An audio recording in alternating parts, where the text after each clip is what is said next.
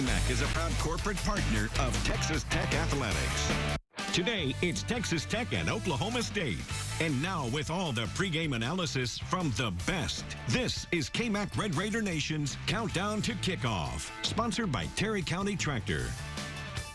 Good morning and welcome into Red Raider Nation's Countdown to Kickoff. David Collier alongside that guy, Eric Kelly, this morning for the next half hour.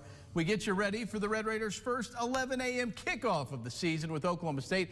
Bet you didn't think we were going to say that with, what, 2 games left in the year. Listen, Fox changing the entire narrative of the 11 a.m. game. I got to upgrade to that guy. Heck yeah. Yeah, hey. Moving up the ladder. Maybe next week, too, against Kansas. We're just saying. All right, coming up in the next half hour, Chuba Hubbard maybe having a down season, right? But Texas Tech shares why he's not the only one to worry about in that Cowboys backfield. Maybe he'll be the guy. Also ahead, our friends in Oklahoma City join us with a breakdown from the Oklahoma State side. And later, the breakdown of this matchup like no other. We give you our thoughts on today's matchup with another edition of Board Games. Oh, Board Games. Board Games. Everyone waits for every single week. Okay, David, my math is correct, which it may not be because there's a reason I went into journalism. Red Raiders coming off into this matchup off their third bye week of the season. Texas Tech 1-1 coming off the bye, trying to finish that above 500 in those situations in the year. That's something you can put on a plaque. From a purely momentum perspective, you wonder how much you want to buy after Jonathan Garabay's game-winning field goal completed a 14-point comeback win over the Baylor Bears. But regardless, the schedule is the schedule. It cares not for your positive momentum. And this late in the season, giving the guys a chance to rest up and fine-tune some things ahead of the final 2 games of the regular season. I think the biggest thing is it kind of refreshed and re-energized everybody. Late in the year, you got a lot of bumps and bruises, and so we certainly had some time. It takes time to heal.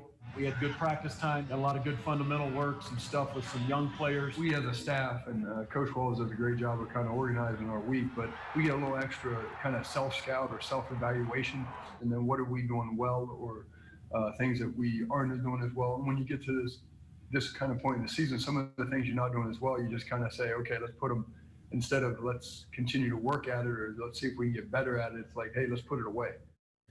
And we'll see if the momentum can carry forward to that guy, Alan Bowman, as well. After a really solid second half, was able to move past that pick 6 on the first pass he threw. That was bad. The rest of the game was good as Texas Tech used those 2 quarterbacks in the Baylor game. Something we will see again today against the Pokes, although Matt Wells has said Alan Bowman will be the starter. That was, I guess, on Monday. Maybe something has changed. But if it hasn't, he will be the starter that ended up throwing for 181 yards in that game with 5 for 7 on that game-winning drive.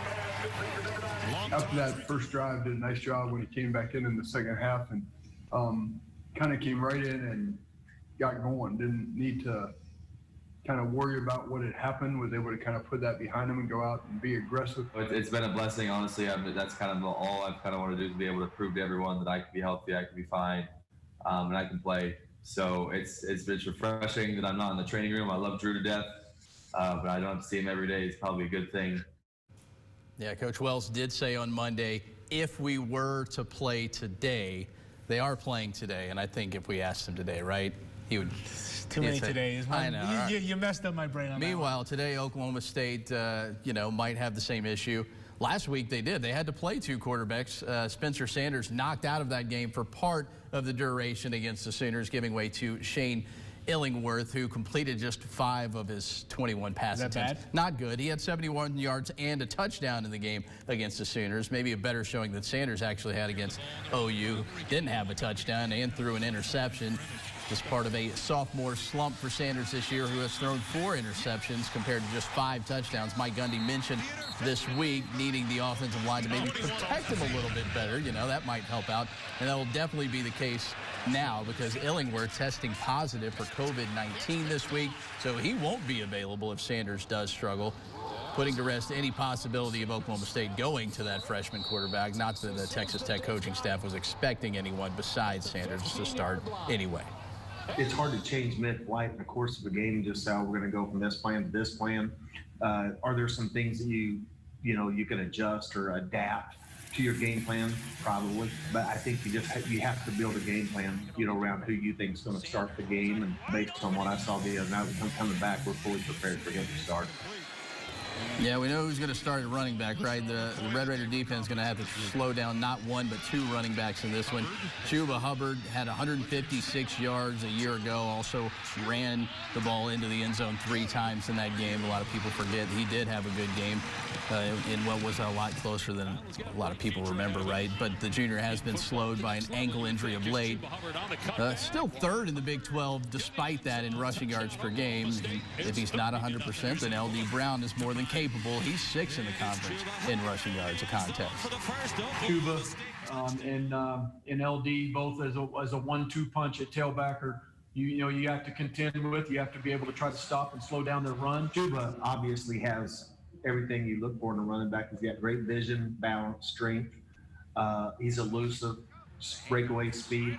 Being able to keep the tackles and be able to help out the linebackers and the D-line. She was very explosive, so we needed to slow him down. All right, time for our first break here on Countdown to Kickoff. When we come back, how can that Red Raider defense once again contain OSU star receiver Tylan Wallace? And also the segment, so nice we had to tease it twice. It's 4 games.